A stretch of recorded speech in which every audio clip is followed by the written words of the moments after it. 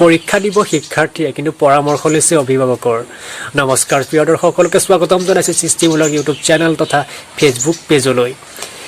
এটা পোষ্ট পাইছিলোঁ ছ'চিয়েল মিডিয়াত, যিটো আপোনালোকে চাই লওক।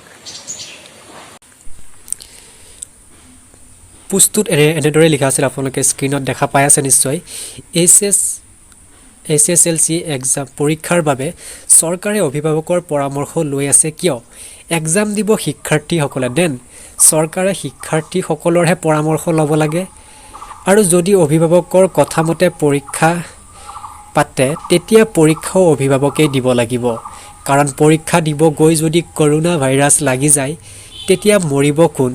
জীয়াই থাকিলে বহুত পৰীক্ষা দিব পাৰিম, আমাক পৰীক্ষাৰ নামত মৃত্যুৰ মুখলৈ ঠেলি নিদিব। এইটো পোষ্ট কৰিছিল এজন যুৱকে, তেওঁৰ নামটো পাহৰিছোঁ মই। আচলতে এই পোষ্টটো আপোনালোকৰ কেনে লাগিল ক'বচোন। আৰু আপোনালোকে বাহিৰলৈ গ'লে নিশ্চয় মাস্কখন পিন্ধি থাকিব। ঘৰত পিন্ধিব নালাগে বাৰু, বাহিৰলৈ গ'লে নিশ্চয় পিন্ধি থাকিব। পোষ্টটোৰ বিষয়ে কমেণ্ট যোগে জনাব যে আপোনালোকে এই পোষ্টটোত একমত হয় নে নহয়।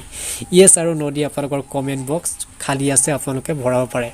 আৰু যদি ভাল লাগিছে চেনেলটো ছাবস্ক্ৰাইব, ভিডিঅ'টো লাইক কৰিব, যদি লগা নাই ভিডিঅ'টো ডিছলাইক কৰিব, একেবাৰে নাপাহৰিব।